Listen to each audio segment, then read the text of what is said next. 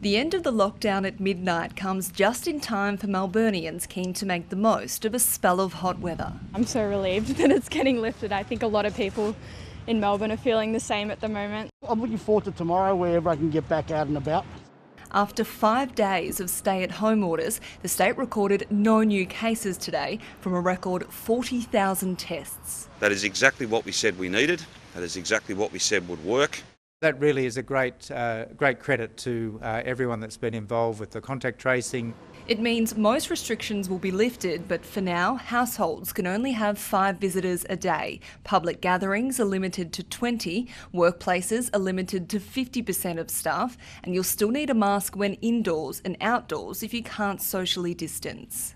Masks have almost certainly stopped some transmission that would have occurred otherwise. Schools will reopen, the 5-kilometre travel limit will be lifted, sport can resume, and density limits will apply to religious gatherings, funerals and weddings, and retail and hospitality. Many restaurants and cafes are busy preparing for a return to in-house dining. So it makes me nervous that we can be just shut down at any time, and that as a business owner and when you have so many people relying on you to get through their lives, that's the biggest concern. So yeah, very nervous about it, but cautiously optimistic.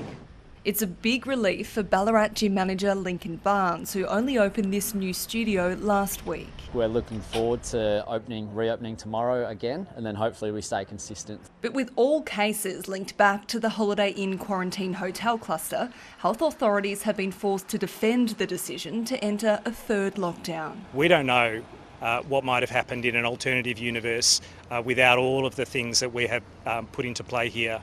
But I'm sure the accusation would have been there that we should have gone earlier. It does seem disproportionate to regional Victoria that they've been subject to the same restrictions as Melbourne. But the risk remains. Nearly 3,500 close contacts are in isolation, and there are still 9 days until the most recent positive case finishes 14 days of quarantine. The Premier can't rule out the possibility of future lockdowns, saying he won't hesitate to make tough decisions if there's another outbreak.